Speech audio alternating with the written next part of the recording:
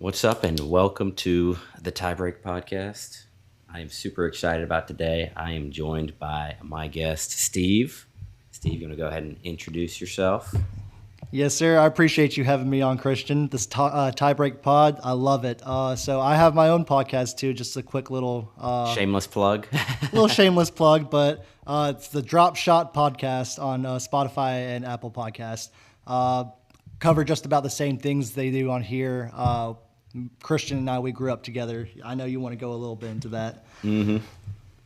I will make sure to link that on socials in the description and all that. So I appreciate hopefully you. this will be the first of many joint chats. So, for sure. Yeah, we grew up, I guess we went to, would you consider us rival high schools? I mean, but we didn't really play each other in the regular season, but we would see each other every year at Shelby County. But that was really about it. But everyone else at Shelby County was not good. It was just Briarwood and Oak Mountain. And Briarwood, just because they were lower sectioned, doesn't mean they weren't a damn good team. yeah, well, I I think that was only my senior year. We finally kind of picked it up. I actually had written down right here I had two just heartbreaking losses that were outside of like the state tournament, and one was in the finals of the county tournament to Oak Mountain.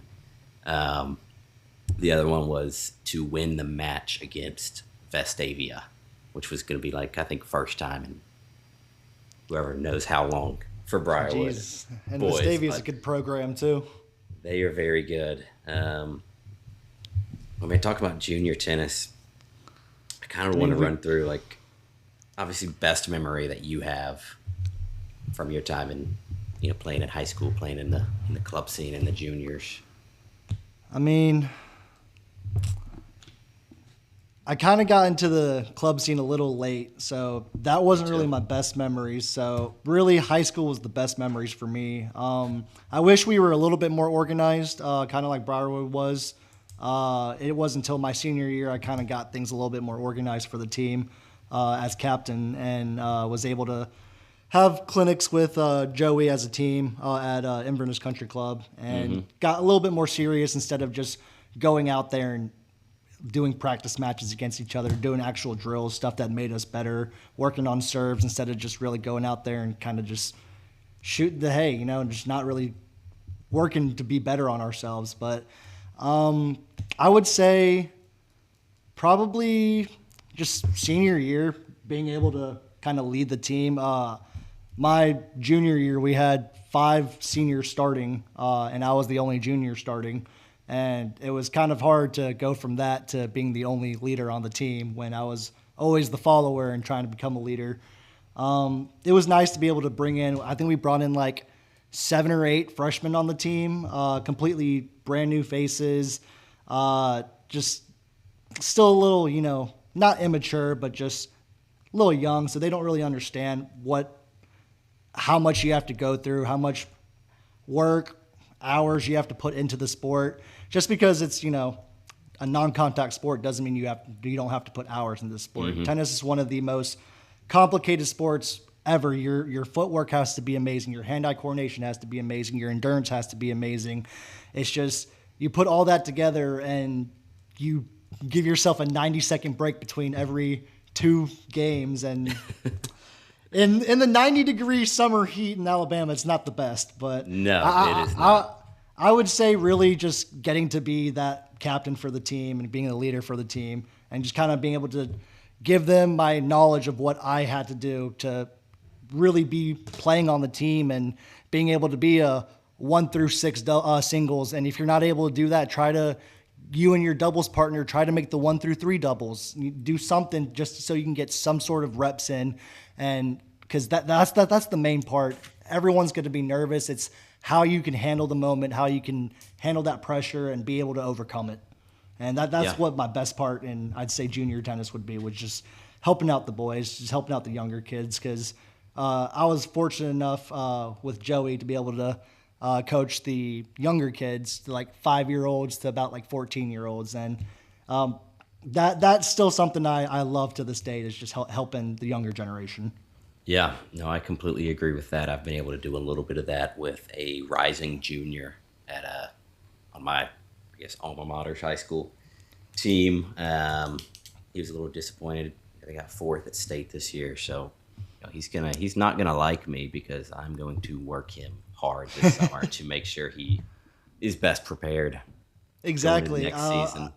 I can't remember. I know Briarwood won a few state titles. Were you able to get one your senior year, or what was? Yes, I had. That's Okay. probably my best memory of, like, similar to you, senior year.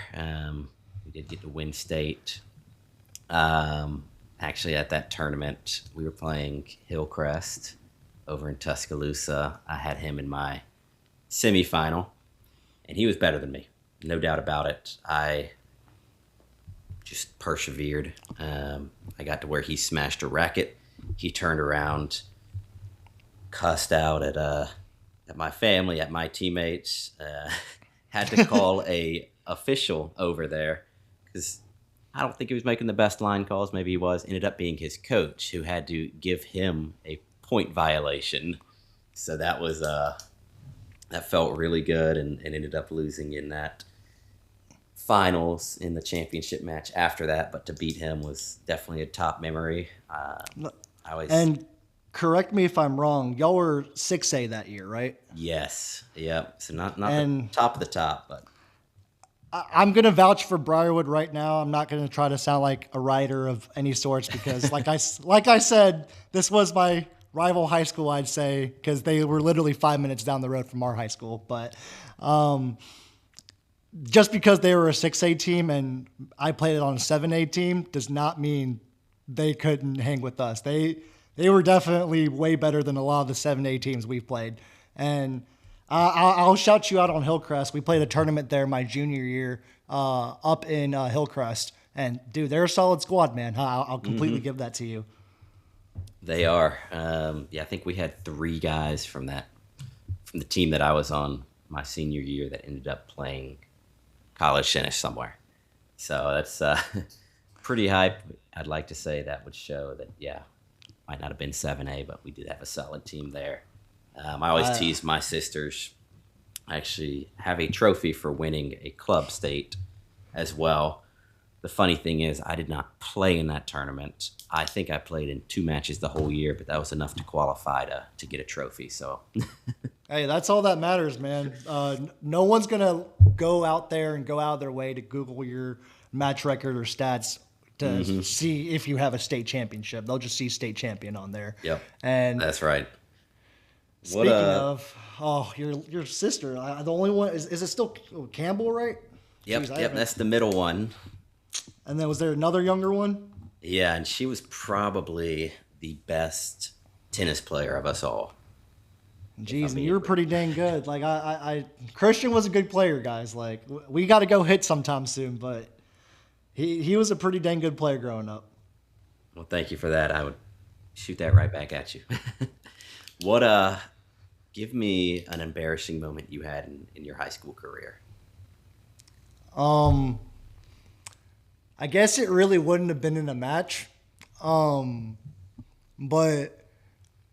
I don't think anyone really saw me. So no, it wasn't really like anyone saw me get embarrassed. But I was feeding balls at Inverness, and I was right next to the post. I think I was teaching like the 7 to 8 year olds.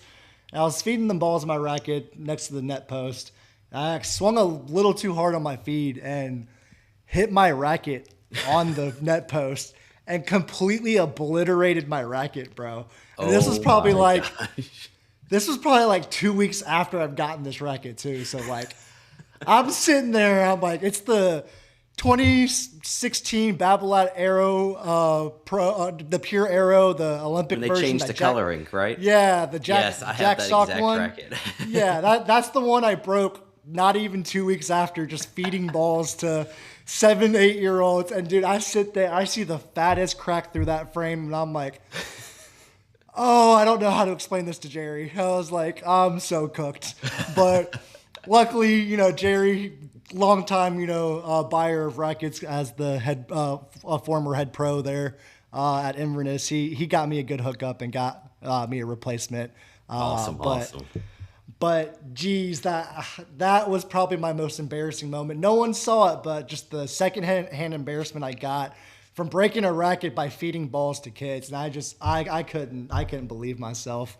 But playing wise, probably just playing on clay courts and just trying to slide for a ball, and you catch your foot in the divot and you just face plant and you come back up and your face, arms, everything is just covered in Rubico, like just nothing much you can do about it. No, just got to shake that one off because everyone will see it, everyone will hear it. Everyone will laugh, and you just get on to the next point and don't use your shirt as a towel anymore. I think mine has to be, I want to say it was either sophomore or junior year at state. I was about to go out for a doubles match, had to hit the bathroom, went out there, and like probably 5 minutes into our warm-up, I looked down and I had toilet paper stuck to me. And I'm not talking about like one square. Like I'm talking about like this was a ribbon. It was probably windy. Looked like a dadgum flag out there. And no one told me. I had to realize it. And seeing that, having to grab it, walk across the court to the trash can, I was like, this is okay. There's no... L teammates, man. L teammates. Yeah. Well, that's one of my best friends, so he definitely saw it and did that on purpose. Oh, my goodness. I mean, if I saw one of my teammates have a roll of toilet paper hanging from their freaking foot, just like the movies, like... I wouldn't say a thing. I'd let him go out there and figure it out. That's going at the end of the year presentation and everything, bro. Like 100%, 100%. And I guess this wasn't really embarrassing. Looking back, it kind of is because home match. I don't remember who we were playing. Probably wasn't Jasper or Walker. They were pretty good. It was a little more country school, not great players. And in doubles, this dude was just, I don't remember what he said, but he was making me a little mad. And so I got up to serve. He was at the net, and I smoked one right at him. Oh, what do they call that? What do they call that in pickleball? I don't remember. Something. And I tried to play it off like, oh, sorry. And they were like, no, you're way too good to not know how to do that. And I was like, okay, you're kind of right. So looking back, I mean, I think we were probably up 7-1 in the set. Might as well. So, I mean, looking back, I'm like, man, I shouldn't have done that. But... For any of, if we somehow have international viewers for this, high school tennis in the United States is quite toxic. Big time. Take college tennis and then make it more degenerate. And that's high school tennis for you. So Exactly. You'll have people saying the most ridiculous things like, that's so huge, and after just a double fault or something. Like, it's the stupidest thing ever. Like, but that's what you had to do, try to get in a 16 to 18-year-old's head, and hopefully they crack. Exactly. We had a kid on our, I guess he was with me senior year. He was playing high school as a 7th and 8th grader. I think he has 4 or 5 state rings. Pretty hype, great player, but his initials were AF. So anytime he did something good, we're always sitting there as Briarwood Christian School going, hey, that's good, AF. That's huge, AF. Oh, man. I completely see how other schools would see that and be like, but, Exactly. I got a question for you in juniors tennis. It. What was your most tough loss, or like a most embarrassing loss, I guess? I'm going to say the toughest loss was against Walker at the Decatur tournament senior year. We were playing in the bubble at the complex up there. Mm-hmm. It was cold outside. It was chillier outside, at least. We were playing inside. It was back and forth. Ended up losing. Pretty frustrated. I was expecting to go pretty far in my draw there. They ended up coming to play us at our place, and man, I beat him like a drum. So that made it feel a lot better. But I still follow him on Instagram. He's a super cool guy. But, man, that was probably my toughest loss outside of, like I mentioned, losing to Vestavia, I think I lost in the state finals for my court junior and senior year, which is very tough. Mm-hmm. But that's probably one that I think about still. I'm like, I should have beaten him. Yeah. How about you? I've got an embarrassing loss and a tough loss. Obviously, my most tough loss, I was knocked out early at sectionals by Spain Park. Good old Riley Hires. Yeah. Got knocked out by Riley Hires in like the third round of sectionals there. And my only chance to get to state was through doubles because I was playing 1-seed doubles with my partner, Zach Matuzak, at the time. Yep. And we got all the way to the finals of sectionals, played against Mountain Brook, and you know how good of a program Mountain Brook is. And Mountain Brook, they're born with a racket in their hand. they are. And we lost in 3, but it was a tough way to go out for my senior year. Only way to get to state, but I was happy to see, vicariously live through a few of my teammates. Zach got to go to state. He qualified as the 1-seed singles. And then even back in the day, Alex Laycock went there too. Yeah. But my most embarrassing loss would be freshman year, not even starting, me and my partner, Kyle Mohan at the time. We were playing an exhibition doubles, Yep. The 5 and 6 singles are still playing somehow and just kill the time. We were playing, I can't remember if it was Pelham or Chelsea, but we were playing an exhibition match, and the match was basically over. We had won. The ball was flying out, and my partner, Kyle, caught the ball.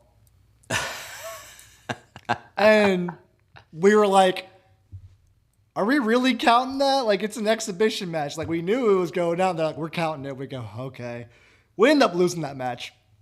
Oh. Yeah. So, yeah, Kyle, if you're hearing this, man, please don't ever catch a ball, man. That was probably the most embarrassing way to go off of a court, where we went from celebrating to, yeah, coach, we lost that exhibition match. Oh man, that is tough. Yeah, not tough. The best way. But did you? Go ahead. I was gonna say, did you consider trying to play college at all? I mean, I did, but I really sat there and I was like, I'm not good enough to play really anywhere D1 or even D2 or D3, man. Good D2 and D3 schools are good enough to beat high D1 level schools. Like, I've only had 2 offers, and they were both NAIA. So I was like, I'm going to go to Auburn and have fun. Yep. That was kind of mine. I had a JUCO here in Alabama. And a JUCO had some good there, conversations about. Yeah, and they had scrapped their program like 2 years ago. So it's like, am I going to want to go there for 2 years and try to rebuild this and probably get blown out every single match? And I just kind of same thing. Went to Auburn. I didn't consider it too hard. Obviously, being able to say you play a collegiate sport at whatever level would be hype, but I get it. I'm super excited, and I don't think I've told you this, but I actually have a collegiate assistant coach coming on of a D1 program coming on as a guest. He's actually over on the recruiting trail right now for the next couple of weeks, but after that it'll be a lot of fun. Recruiting international, which also makes it harder for being an international sport, a bigger pool. Oh, without a doubt. Smaller teams. And I mean, but also, we've talked a little bit about it. The best ones, they go pro. They don't go to college. They do. I've always wondered, now that we have NIL, do you think it's going to help at all? Do you think there's enough money there? How's it compared to challenger level events? I think it gives them a little bit more security. It does. Because basically you've seen it through every single player that's gone through it in the ATP and WTA. If you're not top 100, you're not getting a monthly stipend from the ATP/WTA to just, people don't know this, but the top 100 get money from a monthly stipend from the WTA and ATP. And if you're not outside of that, you're paying for everything. You probably don't have a sponsor. You're paying for your rackets. You're paying for your clothes. You're paying for your shoes. You're paying for travel, food. You probably don't have a coach. And you have to realize a lot of these people from rank 100 to 1,000 are probably losing money. Without a doubt. And it's unless they make some run at a decent level tournament. And a lot of these kids are not coming from the best of places. And just having that little bit of NIL, that security blanket. But it's scary because NIL is also destroying college programs. I don't know if you saw the University of Arkansas just disbanded their D1 program for tennis. And that's the unfortunate reality of NIL. It's going to kill a lot of sports. And tennis is just not a forefront in the United States, unfortunately, which is why we haven't seen an American man win a Grand Slam in 20 years. Yeah. So we'll see how that shakes out. I think it will. I've always said, I think, because there's no true equivalent to football on the women's side, it's probably a little safer, but you never know. I hope it stays. It's a lot of fun to go to matches. I've gotten to go to a few Auburn ones, which are always a lot of fun. Shameless plug to the Auburn women's team. Yep, big time there. Huge win. First time they ever hosted a regional, or super regional, right? Shout out DJ Bennett for following me. Well, let's talk some pro tennis. Let's talk some Roland Garros. We have on the men's side. Let's get the elephant out the room. Musetti and Alcaraz are just they're just done. They're dead. It's hard to just go ahead and chalk it up to Djokovic and Sinner, but it's hard to even say Djokovic at this point. He's been having a rough clay season. He's just old. He is. He's been my favorite. Growing up, watching him.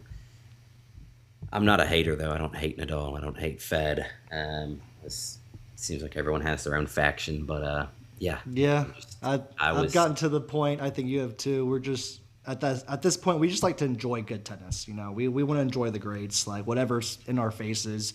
I sit there, I'm a Nadal fanboy. I acknowledge Djokovic as the GOAT, but in my heart, Nadal will always be my GOAT. I've said this before, and I want to know if you agree with this. The best tennis player, Roger Federer. The most dominant tennis player, Nadal. The GOAT, Djokovic. I don't know if it really makes sense. In my head, it makes sense. I think it makes sense. Yeah, he played the beautiful game. Technique-wise, just looking at him, it looked easy for him, and it looked beautiful every time he played. He was what you envision a tennis player play as. And Nadal, he just has that dominance. He will grind for every point, and Djokovic is the GOAT. He's the only person to have ever complete tennis, and no one has won every single Masters 1000s, but he's done it twice. He's got the gold.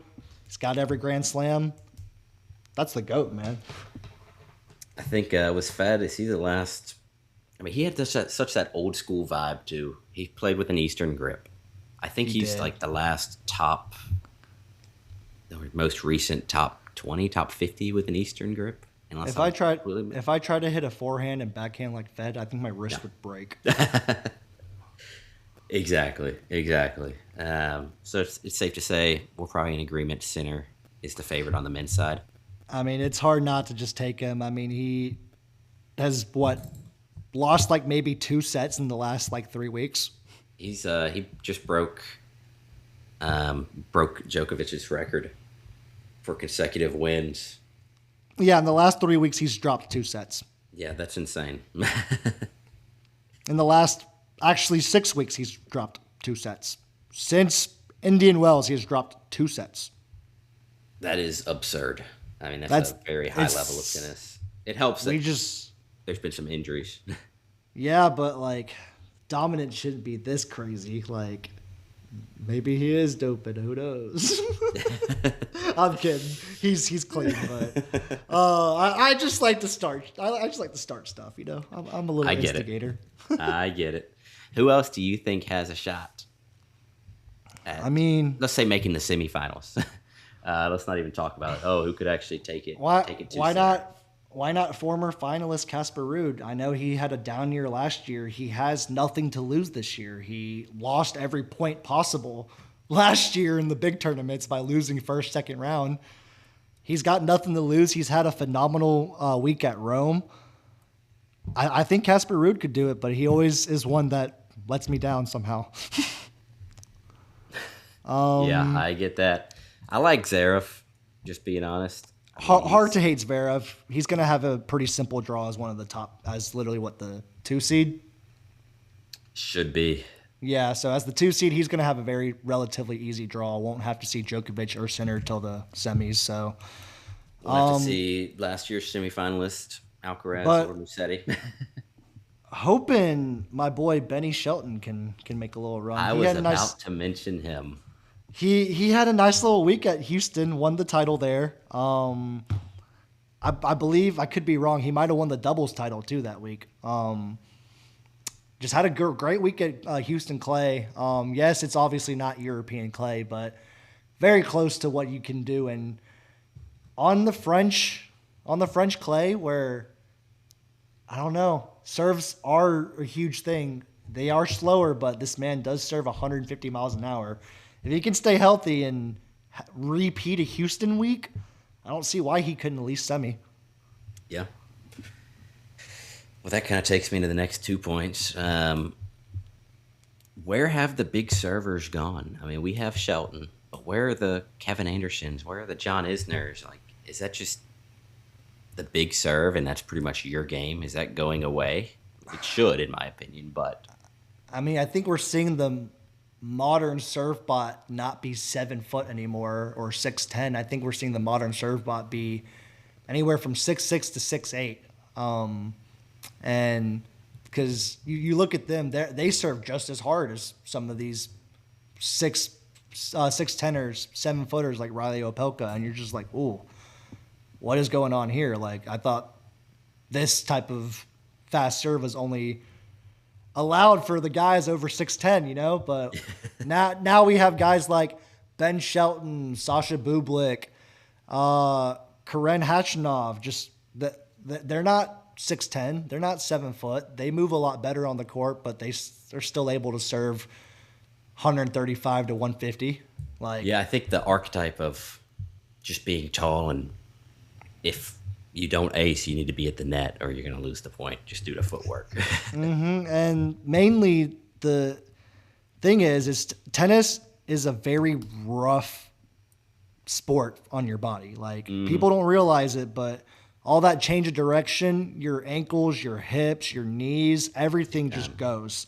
Lower and back. the bigger you are, 7 foot, the harder you're taking those impacts. And you don't really see many of them be healthy on the tour. I mean, we only saw really Kevin Anderson, Ivo Karlovic, and John Isner really be successful because they were able to avoid major injuries a lot. But then you see Riley Opelka, man can't get on the court because he's always hurt, or he gets on the court then gets hurt, and you're like, oh, like that's what you expect from a 7-footer on a tennis court. Like, you should be on a basketball court, brother. 100%. So we talked Ben Shelton. Let's talk about some other Americans that who knows if they're going to win a major, but who could have a realistic shot at making the semis of the next 3 majors, which across all 3 surfaces. I don't know if you're Taylor Fritz is up there. Yeah, I don't know if you're chronically online like me, but Morgan Fritz and Taylor, or Morgan Riddle and Taylor Fritz are no longer a couple after 6 years of dating each other. And this man has been posting thirst traps on his Instagram like he's hungry for a title. And it's all because they're no longer a couple. I've always told myself he needs to get rid of her. She's just influencing on his professional, successful life, and now she is crazily, I think, more popular than him on social media. But Taylor Fritz should be locked in now. He just needs to avoid any major injuries. If he can repeat, what is it, the 2023 run he had at Wimbledon where he semied, and then he finaled against, who was it in the U.S. Open? Did he final at someone? 23 or what year? Let me check real quick. Taylor Fritz. 24, and that was against Sinner. Yeah, he finaled against Sinner, and if he can just, who knows, maybe Sinner has a bad day, like maybe Grigor Dimitrov doesn't tear his pectoral muscle and is able to finish Sinner off in the Wimbledon quarterfinals or semifinals or whatever it was. Maybe Sinner is able to get knocked out, has a little minor injury that doesn't allow him to compete at the best anymore, and Fritz is able to do it. But maybe he gets suspended for doping. Yeah, exactly. But if you're asking me Fritz on his best day versus Sinner on his worst day, I think I'm still taking Sinner on his worst day. Yeah, and we're never gonna see Sinner on just a day that is that bad. Mm-hmm. I do think him on one of his truly off days that we have seen happen before, I'd take Taylor Fritz against him. Yeah, 100%. If it was the best of three, but the worst part about a Grand Slam is he's got that extra set to kind of lock in if he needs to, which he does. But what's Sinner's record in five setters? Just don't let it get over 4 hours. I know you've seen that record. He's like it's horrible. He's like 0-7, 0-8 once it goes to past 4 hours. Once it's past 4 hours, take the other guy's money line, put your down payment on it. He's gonna start cramping. It's over. But if it's able, he's got to be on his A game, because if it's a grinder like Fritz or Carlos, Djokovic, even Zverev, sometimes if they're able to grind it out to 4.5 hours, who knows what could happen, because that's uncharted territory for Sinner. He's never won when it gets to a 5-set that long. Who do you put as your number 3 American on the men's side?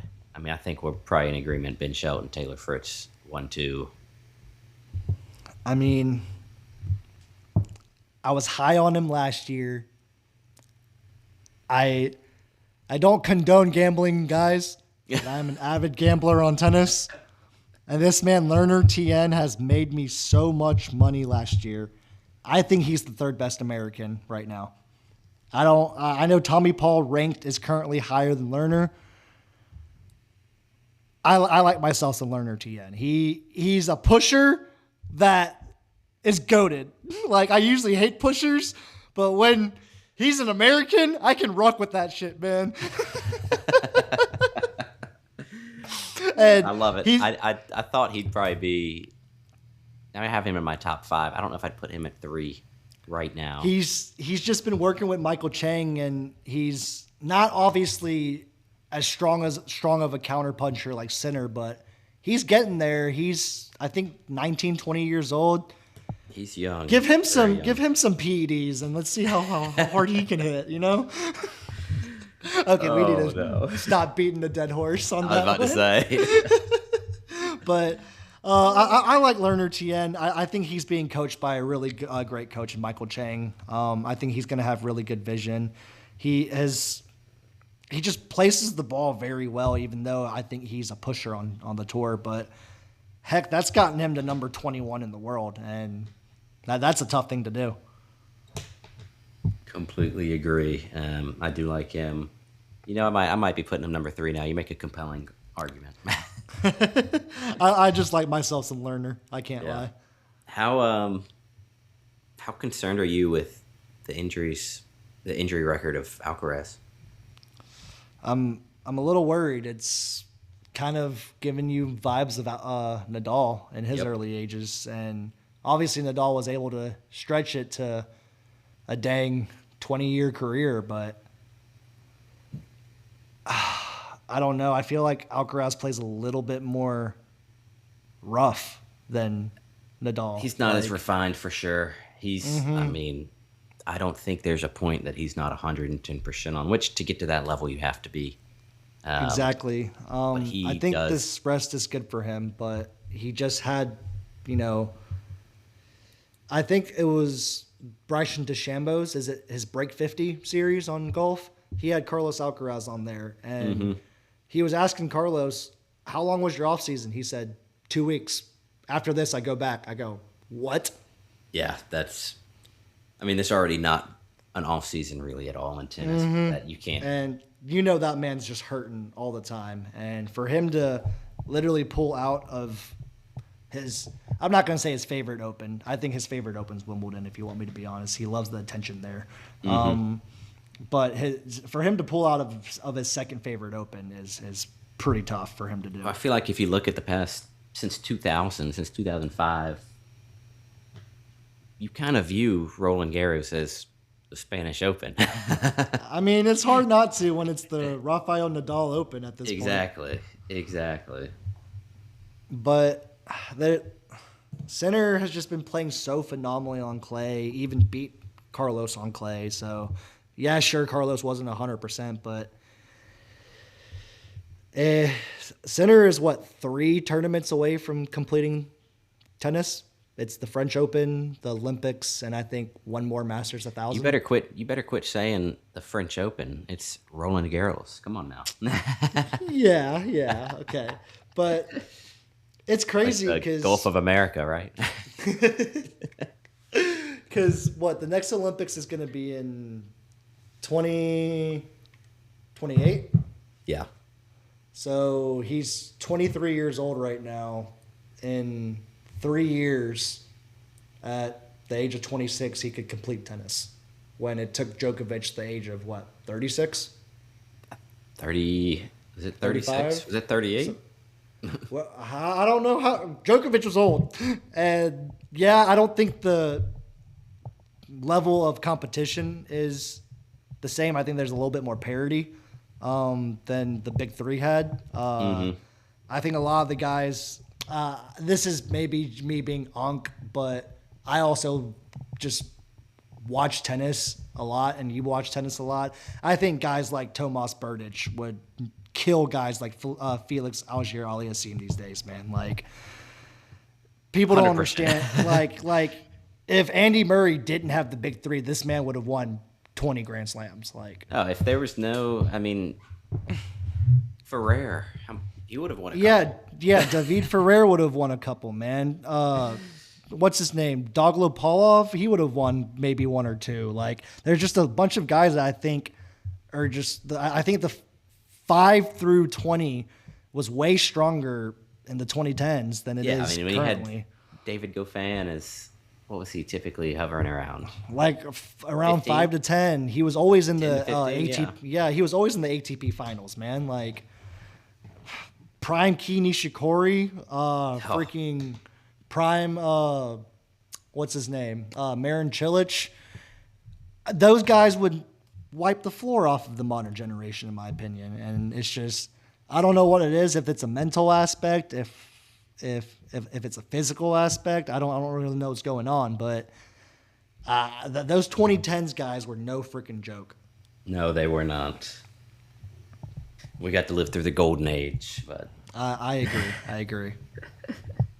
Sounded like a boomer right there, but yeah, and I was wrong. Yeah, I think it was 36 is when Djokovic completed, because he's 38, 39 now.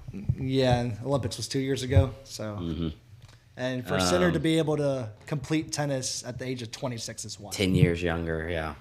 And like Alcaraz, yeah, he's got all the Grand Slams, but he's got none of the Masters 1000s. Like, no. Compared to Sinner, obviously Carlos has Masters 1000s, but compared to Sinner, he does not have all of them.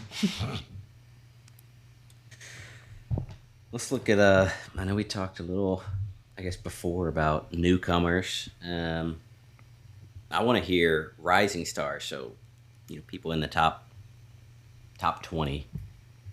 Maybe won some tournaments. Young, we know the talent's there. Who's on the women's side the next to win a major? And it's going to be not a if, it's a win. Who is that? Go. It's got to be Mira, right? I know it's hyped up, but it's got to be Mira Andreeva. I mean, the talent is there. She's semied a few Grand Slams already, so I don't see why she couldn't. I mean, she's already shown that she's capable to hit with Iga, Alina, and Arena, and like she's beaten them. She's beaten everyone in front of her in the rankings, but she's also lost to them. And I think she's got a really good coach. I think Conchita's a really good coach for her mentally, especially as a very, very young player. People forget she turned pro at the age of 16, became a top 100 player at the age of 17, and has been like top 10 for the last 2 years. So yeah, I think in addition to a coach, she might need a good sports psychologist. Mm-hmm. Like she's been through a lot as a very, very young girl. Like she matured as a pro in the last 2 years. She's still maturing. She's still maturing. Like, heck, when I was 19 years old, her age, I was doing stupid stuff at Auburn University. She's a freaking number 7 player in the world making millions, fighting for the best tournaments in the world of tennis. And she's doing this all without a federation because they're currently in war. Like, she has no tennis federation backing her up. And she's been able to accomplish all of this, and she is just a darling on the court, man. Like, her post-match interviews, yeah, whenever she loses, yes, she can be a little bit of a brat. Give her a break. She was 17, 18 years old the last 2 years. She was also born in 2007, which makes me feel so freaking old. And it's like, this girl is going to mature into such an amazing player. I don't want the same thing to happen to Mira Andreeva that happened to Amanda Anisimova. Amanda Anisimova, just too much pressure on her. She matured as a player, was still maturing, and went through the deepest, darkest parts and times of her career and life, and literally stepped away from tennis. I do not want that to happen to Mira. I'm glad Amanda is back on tour and is showing why she's still a top 10 player, but I do not want that to happen to any of these players, man. They're too good to, I don't want to say waste, but pause their career for any sort, whether it be some sort of mental problem or an injury. We don't want them off the court. They're too fun to watch. That's why we pay the money.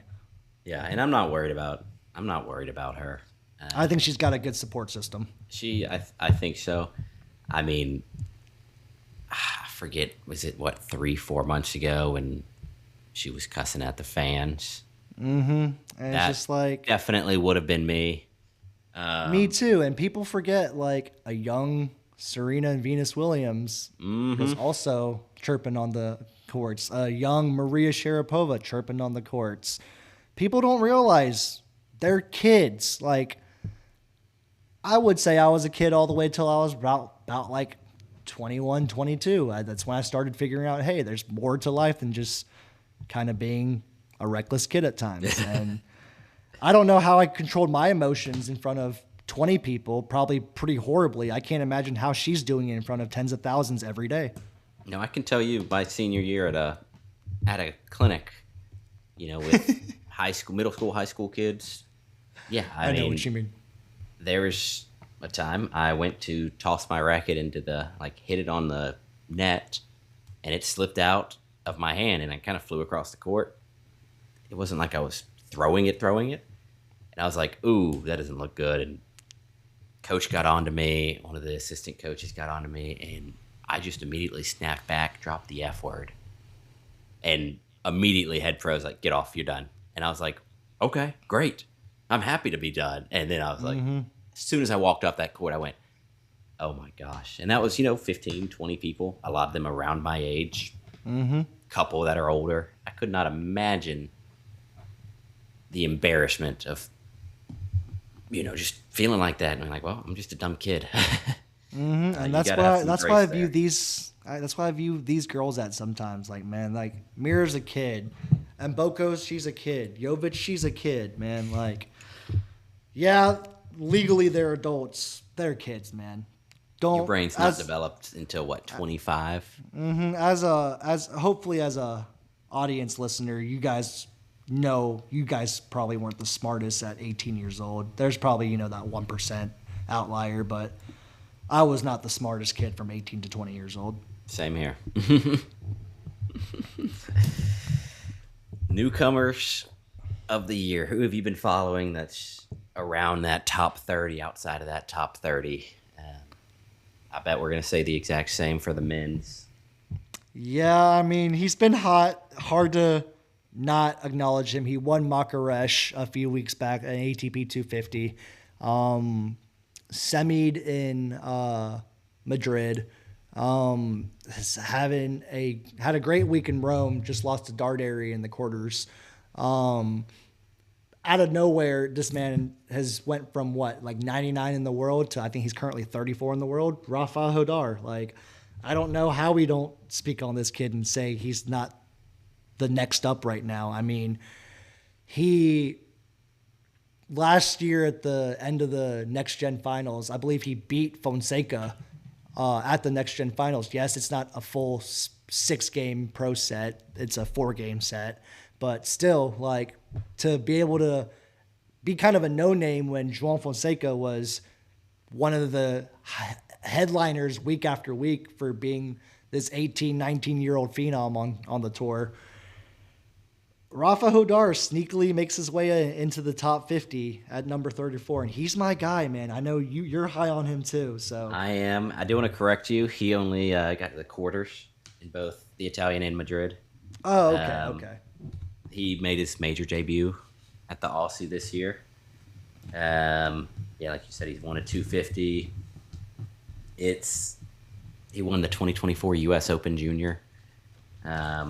He's won, I don't know, 2 or 3 Challenger Tour wins. I think they were all hard courts, which, initially I was like, well, let's see how he really does on clay. And then he came out, and recently, like you said, he has been on fire. Just that, it's like he's playing Mario Kart, and he got the bullet train, whatever it is. Exactly. He has shot up the rankings here.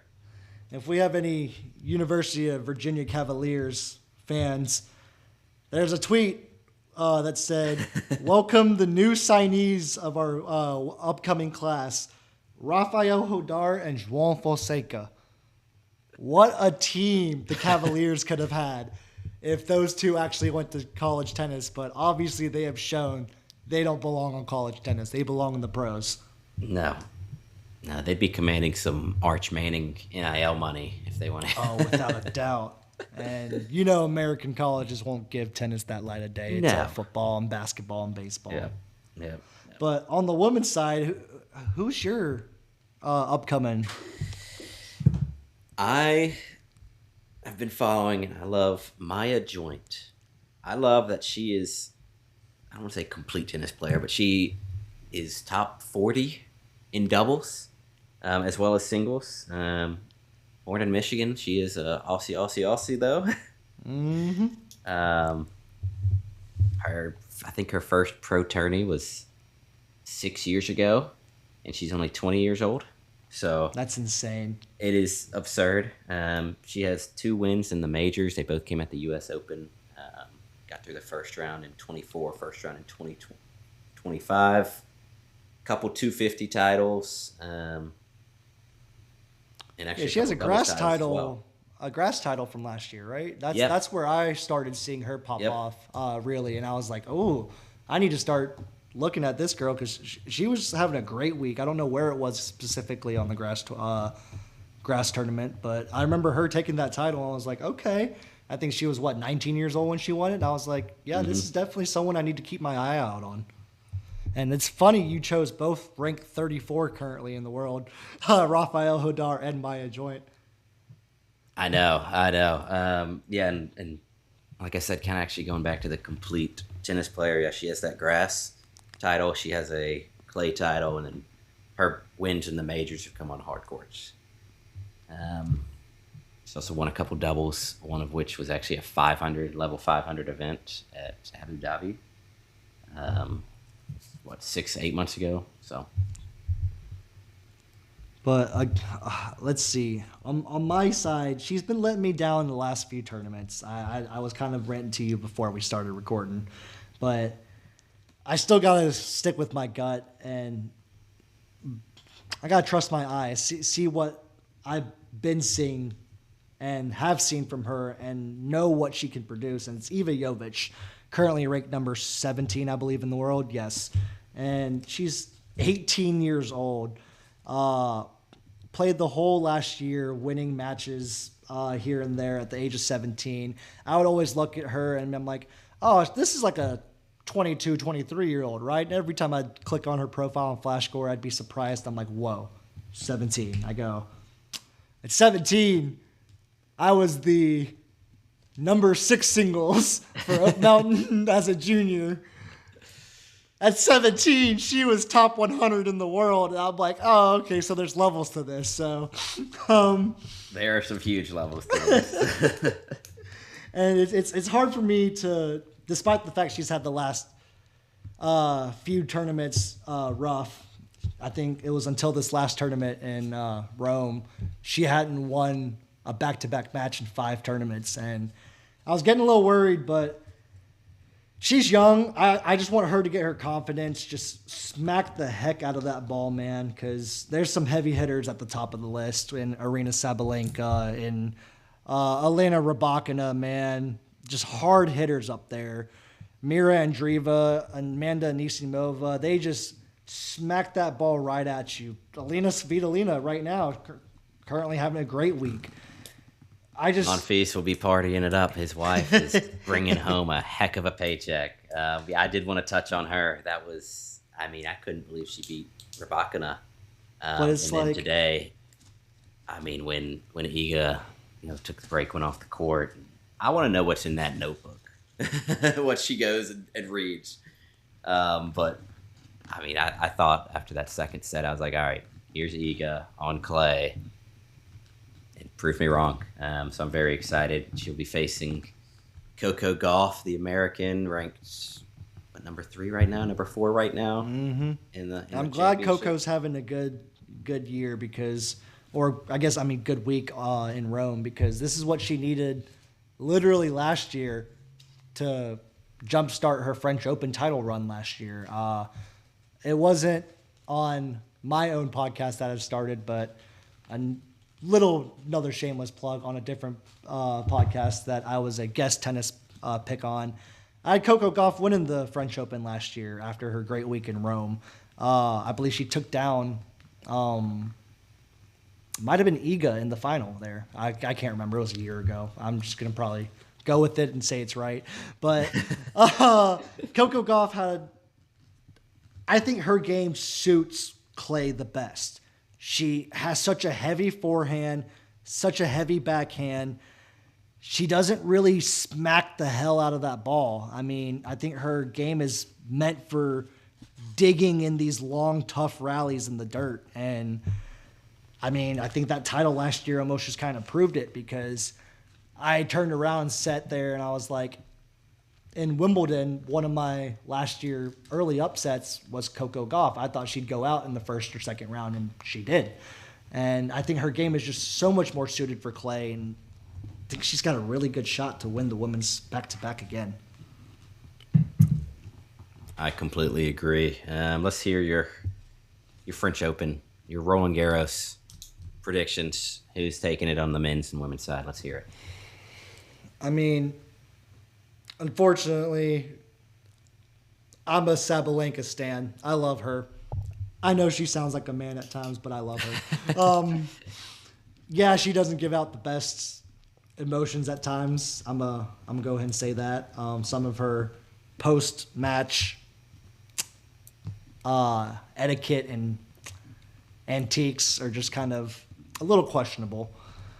Kind of not really giving the winner of whoever she loses to in a Grand Slam a little bit more praise. She kind of looks for excuses and stuff. I'm not really too huge fan of that.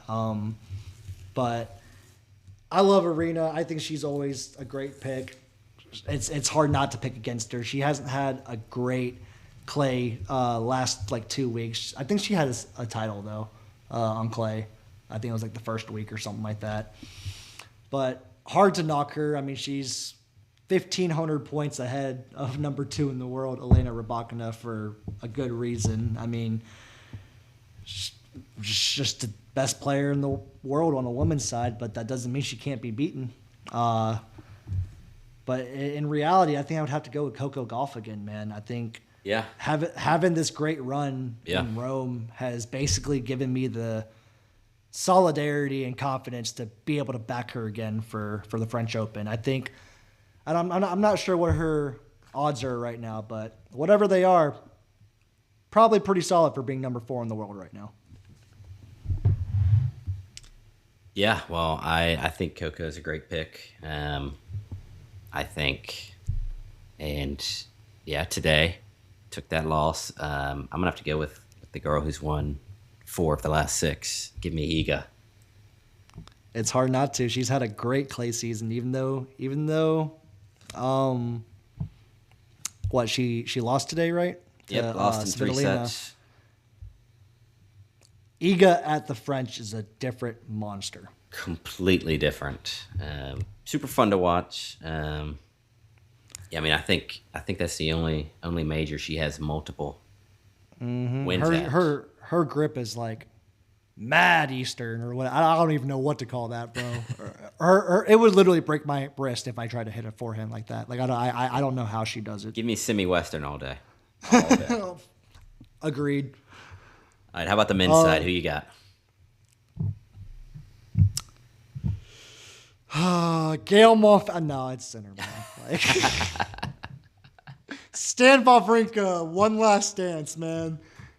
It's gonna be center, man. It's hard not to. He's like we touched on earlier. He's literally lost 2 sets in the last 6 weeks. That's disgusting. And you said, he's passed Djokovic on his little win streak record thing, and it's just hard not to see him literally probably win this tournament without dropping a set. Like, yeah, and if he does that, I mean, what a way to get your career Grand Slam. Mm-hmm. At the age of 23. Only major he's not won. Yeah, I guess he'd be the second youngest to do it. How old is Carlos? Is a year younger. Carlos did that at 22 at the Australian Open. And Sinner's turning 25 in 3 months. Yeah, so it's tough to choose against him. It really is currently. He's unless someone the career Grand Slam, the world number 1. Someone is going to have to come out there and show that they can compete with him, which they have. Has not. I mean, he's only lost 2 sets, like you said, in the past 6 weeks. Mm-hmm. I mean, how could anyone not choose Sinner unless their name is Christian? And I'm going with Zverev. He's breaking the drought. He's played in the final here before. He had that nasty injury. What was that, 5 years ago now? Yeah, against Nadal. That was disgusting. Yeah, so give me him. He's breaking it. He's breaking the drought. He's going to get that first major. And he's going to do it. I need to see what the draw looks like. It won't come out completely yet because there's going to be still some withdrawals and different wild cards coming in. But, yeah, I know he, finaled at the French Open or Roland Garros. I'm sorry. My fault. He finaled there against Alcaraz in 24. I think Alcaraz took him in 5 sets. Zverev almost had that too. Yeah, and it was what year was it? Was it in the semis against Nadal? Yeah, where he broke his or tore everything in his ankle. Dude, that was, you heard it pop on the live broadcast. That was the most disgusting thing I've seen in a long time. Yeah, that was I remember watching that live, and it was obviously as a Djokovic fan, I was like, oh yeah, come on, beat up. But seeing that, it was just horrible. Brutal way to start your morning. Can't lie. As a U.S. watcher of European-based sports and tournaments. Not a great way to start the morning. I think that match was at like 4 or 5 a.m. I know. It was early. Not as bad as the Aussie, but... Aussie gets tough, but we endure it because it makes the U.S. Open worth it. It does, completely. Yeah, he was 22 when he had that injury, which I didn't realize he was seeded. Was he seeded third that year? He was having a great year, too. He was playing great against Nadal, too, in that semi. And just an unfortunate way to go down. Just sliding for a ball, probably hit a little divot, like I said about my embarrassing faceplant earlier. But unfortunately for him, he broke his ankle and tore like every ligament in his ankle. And it's probably one of the more traumatizing injuries in tennis I've seen in a long time. Yeah, I mean, that's not as graphic, but to see it to a sport that you and I both have committed so much time to, it was kind of like that Kevin Ware injury. Mm-hmm, like you and I have made that same exact sliding forehand motion on clay a million Hundreds of times, just like Thousands he of has. times. And he was not expecting that ankle to break. We weren't expecting that ankle to break. Oh. No. So, I think he gets it done this year. He's exercising those demons. I hope he can finally get one, man. I've been rooting for him for a while, ever since he choked that final against the 2020 U.S. final against Team, man. That was a brutal one to choke. And ever since then, I swear his mental to close out a match has just never been there in very, very big, important moments. No, it hasn't. Which I think there have been some off-court factors that have played into that. Not going to speculate or talk about allegations, but definitely takes a toll.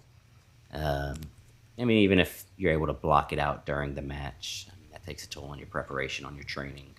Mm-hmm. And I think what he needs to do to get that Grand Slam is, I know it's going to hurt him to do it, but I think he's got to get rid of his dad as the coach, man. He's fighting with his dad half the time in his box, and I'm just like, oh, this doesn't look right. I feel like you should have someone that's giving you constant support, and his dad just doesn't do that. Mm-hmm. That was the same as Stefanos. It wasn't his dad. Mm-hmm. Was that he hit him with his racket? Not like took his full swing, but didn't he hit him with his racket? Yeah. Was it the Laver Cup, Davis Cup? What was that? I think it was the Laver Cup. Oh, I could not. I could not imagine that. Oh, it's like if I could never do that to my parents on national television. I couldn't do that to a coach in general. Like, well, I don't know how they were raised, but dang sure how I wasn't raised. Well, I think that's a good spot to end it. Steve, it's been too long. We need to get out and hit. I know I'm going out, I think Sunday, maybe Monday, out to hit with that rising junior. It'll be fun. It's been a lot of fun. Thank you for coming in shamelessly. Let's plug your podcast again right here. I will also drop the link. Yes, sir, Christian. I appreciate you having me on. It's going to be the Drop Shot podcast, available on both Spotify and Apple Podcast. Also do have an Instagram link up for my Instagram page. And yeah, we're going to have way more episodes in the future. Hopefully we can be a little bit more consistent now that we're a little bit more settled down. But there's a lot that happens in tennis, man. It's a sport that plays 11 months out of the 12. So hard not to love it. 100%. Great to talk about the sport we love. Great to share some fun memories. And obviously talk about the pro scene right now. So Steve, thank you. This is the Tiebreak Podcast. Check us out, Spotify, YouTube, soon to be Apple Podcasts, and as well on Instagram and TikTok. So thank you. Everyone have a great day.